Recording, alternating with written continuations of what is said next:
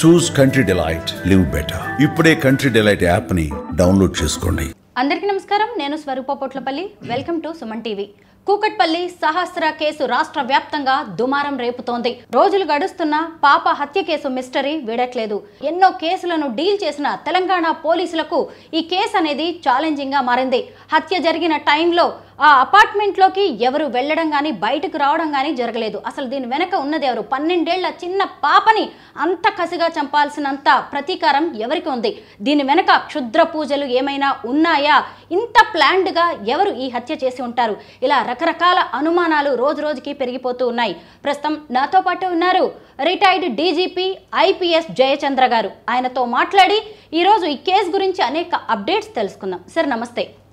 నమస్తే అమ్మా. మీరు మీ కెరీర్లో అనేక రకాలైన కేసులని డీల్ చేశారు. మన తెలంగాణ పోలీసులకు కూడా ఎన్నో కేసులు ఛాలెంజింగ్గా మారాయి. వాటన్నిటిని కూడా మిస్టరీని విప్పడంలో వాళ్ళు ఎక్స్పర్ట్స్గా ఉన్నారు. అలాంటిది ఈ చిన్న పాప కేసు ఎందుకు ఇంత ఛాలెంజింగ్గా మారుతోంది? ఎందుకు ఇది చిక్కుబుడిగా మారిందంటారు? చూడమ్మా, మన తెలంగాణ పోలీసులకి ఇన్వెస్టిగేషన్లో అంటే నేర పరిశోధనలో చాలా అనుభవం ఉంది, మంచి పేరు కూడా ఉంది. సర్వీస్లో ఉన్నప్పుడు ఇక్కడ హైదరాబాద్ సిటీలో డీసీపీగా చేశాను. అట్లాగే నల్గొండ జిల్లాలో కూడా, ఆదిలాబాద్ జిల్లాలో కూడా ఎస్పీగా చేశాను. ఉమ్మడి ఆంధ్రప్రదేశ్లో కూడా అనేక జిల్లాల్లో ఎస్పీగా, డిఐజీగా చేయడం జరిగింది. నాకు అనుభవం ఉంది. ఇంతవరకు మీరు చెప్పినటువంటి విషయాలన్నీ విన్న తర్వాత, అనేక ఛానళ్లలో వచ్చేటువంటి వీడియోస్ అవి చూసిన తర్వాత, ఇది ఒక పెద్ద మిస్టరీ అనేటువంటి వ్యవహారం మాత్రం అది నాకు బాగా అర్థమైంది. నిజంగా ఒక గ్రేట్ మిస్టరీ అనే అనుకోవాలి. మీరు రేకెత్తించిన అనుమానాలు కూడా, అంటే క్షుద్ర పూజలు ఏమైనా ఉన్నాయా, ఎవరికైనా పగ, ద్వేషం ఇటువంటివి ఏమైనా ఉన్నాయా, అసలు ఇంతవరకు ఏ క్లూ కూడా దొరకలేదంటే ఏమిటి అనేటువంటిది ఈ ప్రశ్న అందరినీ కూడా బాధిస్తోంది. అందరికీ ఒక ఉత్కంఠ కూడా కలిగిస్తోంది. ఇది ఈ కేసు తెలంగాణ పోలీసులకు నిజంగా గొప్ప సవాలనే మనం చెప్పుకోవాలి. పోలీస్ డిపార్ట్మెంట్లో నేర పరిశోధక శాఖ అనేది ఉంటుంది. వాళ్ళు ఎంతో అనుభవం కలిగినటువంటి వాళ్ళు ఇటువంటి కేసులను డీల్ చేయడంలో.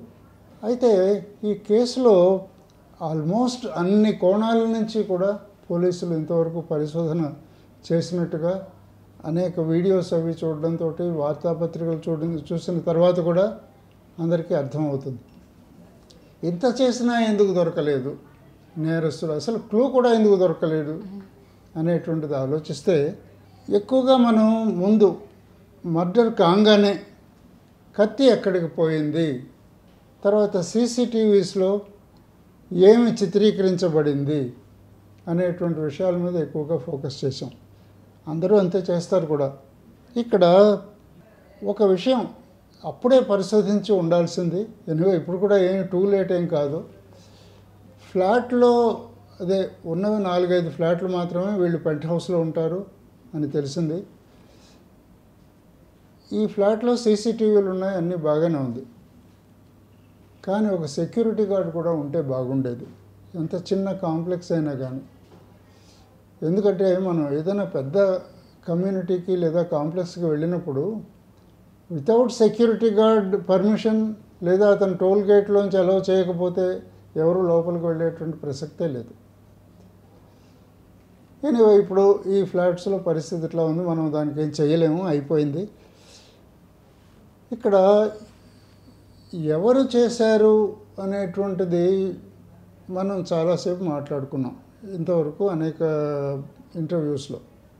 ఎందుకు చేశారు అనేటువంటిది కూడా ఈ కోణంలో నుంచి ఈరోజు మరింత డీప్గా పరిశీలిద్దాం.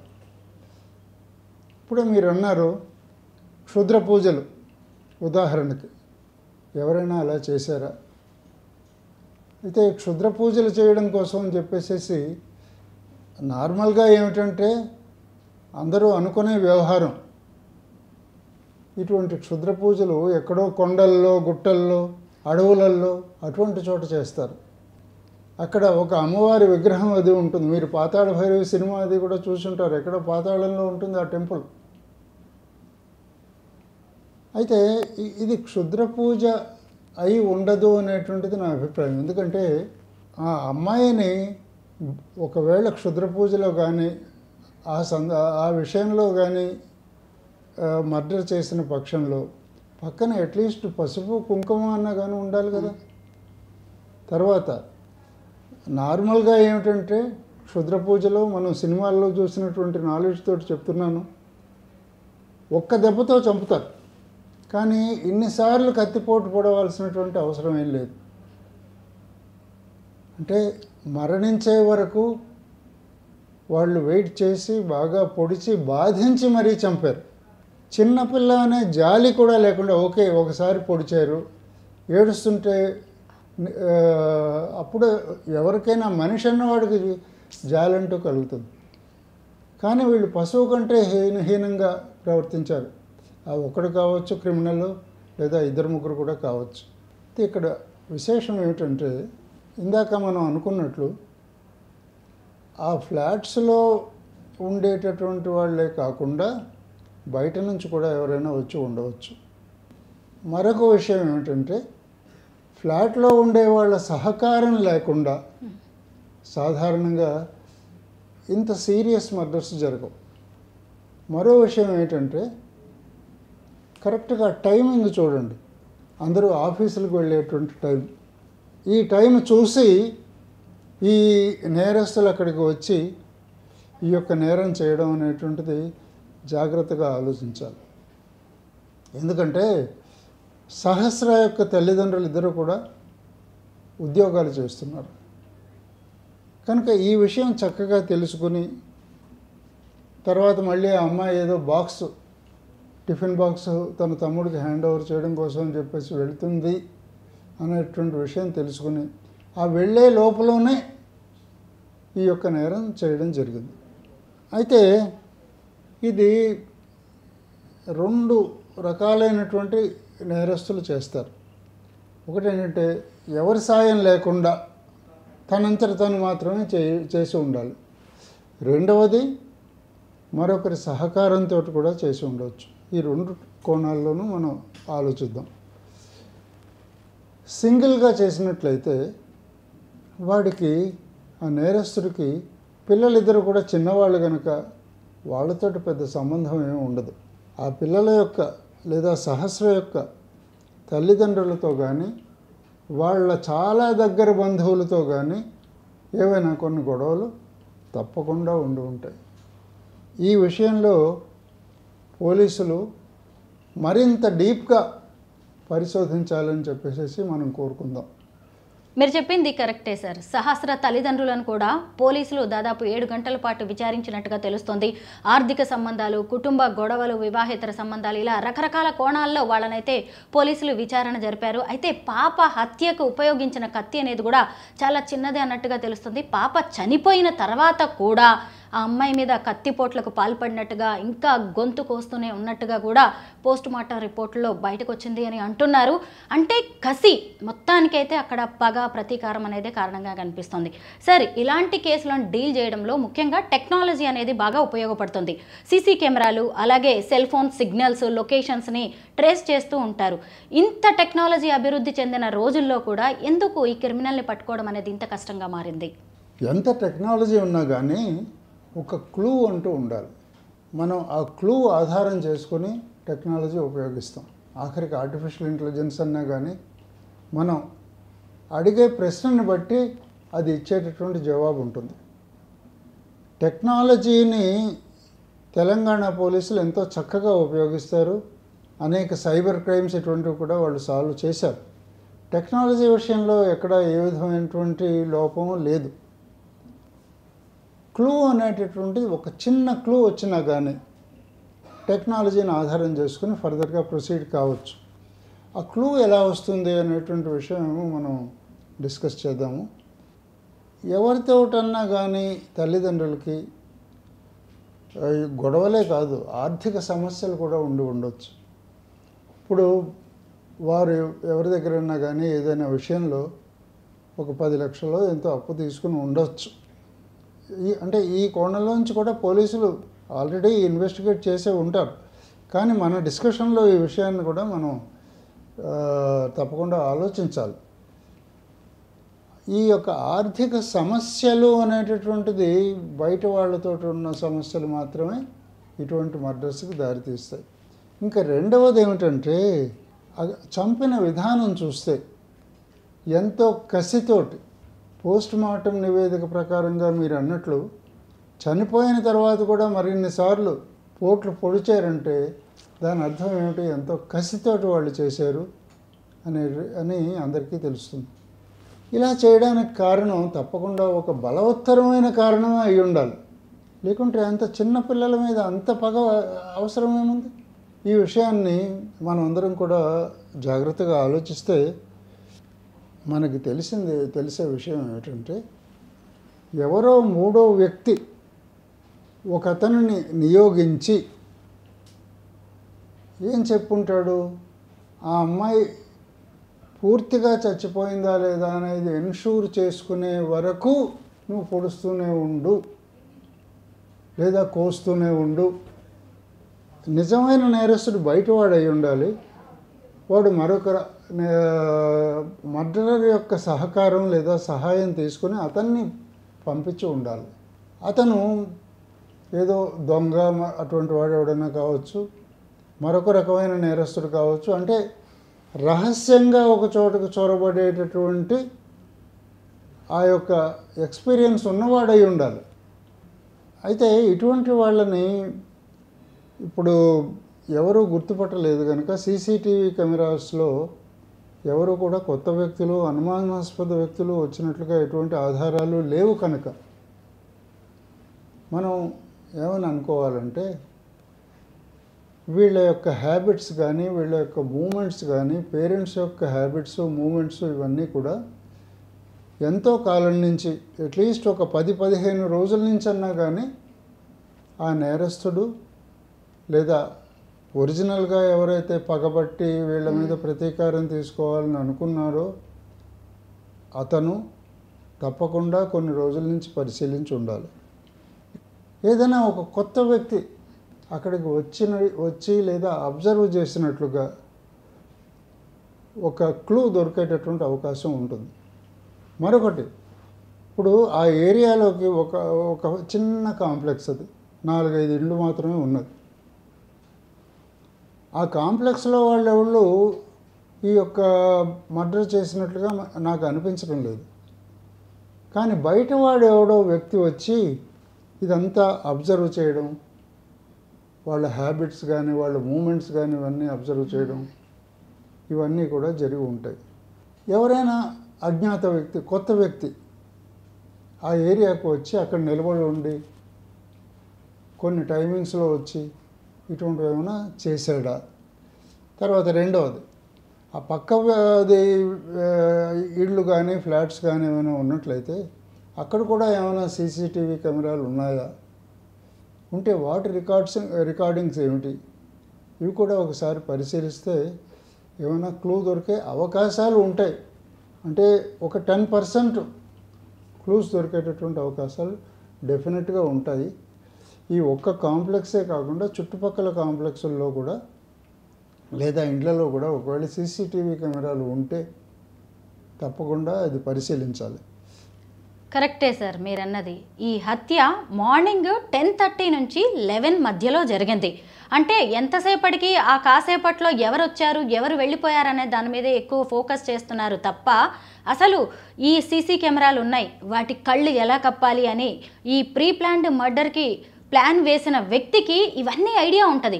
ముందుగానే వచ్చేసి అపార్ట్మెంట్లో లేదు అంటే పక్క అపార్ట్మెంట్స్లో ఎక్కడైనా మాటు వేసి తల్లిదండ్రులు అందరూ వెళ్ళిపోయిందంతా చూస్తున్నంతసేపు కూడా అతను ప్లాన్ వేసుకొని ఆ పాప ఒక్కతే ఉందని డిసైడ్ అయిన తర్వాతే వచ్చి ఉండాలి సార్. ఎందుకంటే పక్క అపార్ట్మెంట్స్కి కూడా పెద్దగా గ్యాప్ లేదు, అది చాలా చిన్న అపార్ట్మెంట్లా బిల్డింగ్లా కనిపిస్తుంది. పక్క అపార్ట్మెంట్స్ నుంచి కూడా దూకి వచ్చే అవకాశం కూడా ఉంది. అంటే సీసీ కెమెరాలు ఎక్కడున్నాయి, ఏ టైమింగ్స్లో ఎవరున్నారు, ఎవరు ఇంట్లో ఉంటారు, ఎవరు ఉండరు, ఇవన్నీ కూడా ఆ హంతకుడికి తెలుసు.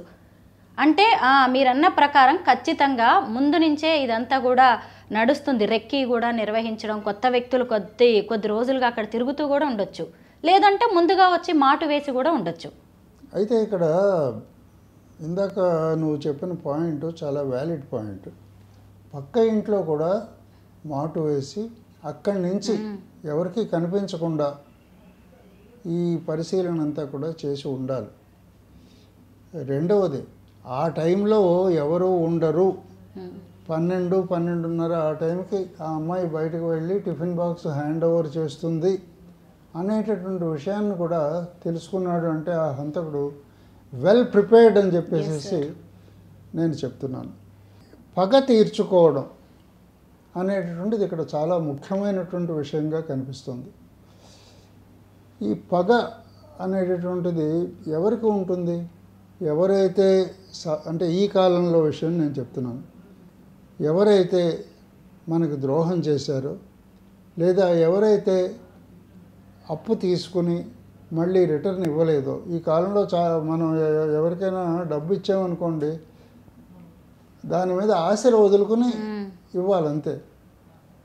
చాలా తక్కువ, మేబీ 5% కూడా 10 సార్లు అడగకుండా ఎవరో రిటర్న్ చేయడం లేదు. సో ఇటువంటి వ్యవహారాలు కూడా ఉండవచ్చు. ఇంకోటి, వీళ్ళ ఆర్థిక పరిస్థితి ఏమిటి? ఈ తల్లిదండ్రుల యొక్క ఆర్థిక పరిస్థితి బాగా లేకపోతే తప్పకుండా అప్పులు చేస్తారు. ఇంకోటి, ఈ పిల్లలు మరి ప్రైవేట్ స్కూల్స్లో కానీ చదువుతుండే పక్షంలో వాళ్ళకి ఫీజులు అవి కూడా కొంచెం ఎక్కువగానే ఉంటాయి కదా. మరి ఈ కాలంలో కొన్ని పెద్ద పెద్ద స్కూల్స్లో, పబ్లిక్ స్కూల్స్ అటువంటి చోట్ల లేదా ఇంటర్నేషనల్ స్కూల్స్ అటువంటి చోట్ల కానీ చదువుతూ ఉంటే ఫీజులు చాలా ఎక్కువగా ఉంటాయి. దానికోసం కూడా అప్పులు చేసేటటువంటి అవకాశాలు ఉంటాయి. నేను చాలామంది తల్లిదండ్రులు ఆ విధంగా అప్పు చేయడం నేను చూశాను, నాకు తెలుసు. సో ఈ కోణంలో కూడా ఒకసారి పరిశీలిస్తే బాగుంటుంది. చుట్టుపక్కల ఉండేటువంటి ఎవరైతే కుటుంబాలు ఉన్నాయో వాళ్ళని కూడా ఇలా అజ్ఞాత వ్యక్తులు ఎవరైనా వచ్చారా అనే విషయాన్ని ఒకసారి ప్రశ్నించాలి. ప్రశ్నిస్తే తప్పకుండా ఏదో ఒక క్లూ వస్తుంది. ఇంకోటి, మనకు ఉండే టెక్నాలజీ సహాయంతో నెల రోజులు లేదా 15 రోజుల నుంచి ఎవరైనా అక్కడ నిలబడి గమనిస్తున్నాడా ఇటువంటివి, లేదా ఆ ఒక్కరోజే కాకుండా అంతకు ముందు రోజుల్లో ఏమైనా కొత్త వ్యక్తులు, కొత్త స్కూటర్లు, కొత్త కార్లు అటువంటి ఏమైనా అటు సైడ్ వచ్చి, అంటే కొత్త అంటే తెలియని వాళ్ళు వచ్చి 2-3 సార్లు రావడం జరిగిందా, అయితే వాళ్ళు ఎవరు అనేటువంటి విషయాల్ని కొంచెం కూలంకషంగా పరిశీలిస్తే తప్పకుండా త్వరలోనే హంతకుడు దొరుకుతాడు. మరొక విషయం ఏమిటంటే, లాస్ట్లో చెప్తున్నాను ముగింపుగా, మన హైదరాబాద్ పోలీసులు ఎంతో సమర్థత కలిగిన వాళ్ళు. నేను చూశాను, ప్రత్యక్షంగా చూశాను, ఇక్కడ పని కూడా చేశాను కనుక నాకు తెలుసు. వాళ్ళు డెఫినెట్గా ఈ క్లూలెస్ మర్డర్ అని చెప్పేసి మనం అనుకుంటున్నాం కదా, దీన్ని అతి త్వరగా వాళ్ళు పరిశోధించి దీన్ని సాల్వ్ చేస్తారు అని నేను మీకు ఎంతో ఆత్మవిశ్వాసంతో చెప్తున్నాను.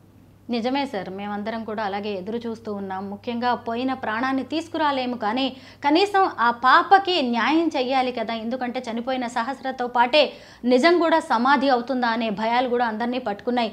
ఇంకొక వైపు వేలిముద్రలు అనేవి కూడా ఇక్కడ కీలకంగా మారాయి సార్. అపార్ట్మెంట్లో ఉన్న కొంతమందిని అదుపులోకి తీసుకొని 5 టీమ్స్ ఇప్పటికే మంచిగా దర్యాప్తు అయితే జరుపుతున్నాయి, కానీ అసలు ఎక్కడా కూడా ఎవిడెన్స్ అనేది కూడా దొరకట్లేదు. ఇక ముందైతే ఎలా దీన్ని ముందుకు తీసుకువెళ్ళచ్చు? ఎందుకంటే అతన్ని అరెస్ట్ చేసిన తర్వాత ఉరి తీయాలి, ఎన్కౌంటర్ చేయాలనే డిమాండ్స్ కూడా వినిపిస్తూ ఉన్నాయి. ఎందుకంటే అంత ఘోరంగా జరిగిన హత్య సార్ ఇది. ఇక ముందు ఈ కేసు ఎలా ముందుకెళ్ళచ్చు? మరొక్కసారి కొంచెం డీటెయిల్డ్గా చూస్తే కొన్ని క్లూస్ దొరుకుతాయి. తర్వాత ఈ వేలిముద్రలు చూడడం, సీసీటీవీ కెమెరాస్ మరోసారి పరిశీలించడం, 1 or 2 days కాకుండా పోయిన మేబీ ఒక 15-20 days నుంచి ఏం జరిగింది అనే విషయాలు కూడా సీసీటీవీ కెమెరాల్లో రికార్డు అయ్యి ఉంటాయి. ఆ రికార్డ్స్ అన్నీ మరొకసారి తిరగవేసి మరొకసారి డీటెయిల్డ్గా చూస్తే డెఫినెట్గా క్లూ దొరుకుతుంది. అలాగే ఇంకా వేలిముద్రల గురించి అనుకున్నాము. ఏదైనా ఇటువంటి కేసు జరిగితే ఫస్ట్ వెళ్ళేది ఈ యొక్క ఫింగర్ ప్రింట్ బ్యూరో వాళ్ళు వెళ్ళి ముందు ఉన్న వేలిముద్రలు అన్నింటి మీద కూడా పౌడర్ చల్లి వాటి ఫోటోలు అవి తీసుకుని ఉంచుకుంటారు వాళ్ళు. అంటే వేరే ఎవరో వచ్చి దాన్ని తాకక ముందే వాళ్ళు ఈ పని తప్పకుండా చేసి ఉంటారు. కానీ మనకు కొన్ని కొత్త ఫింగర్ ప్రింట్స్ కనిపించి ఉండొచ్చు.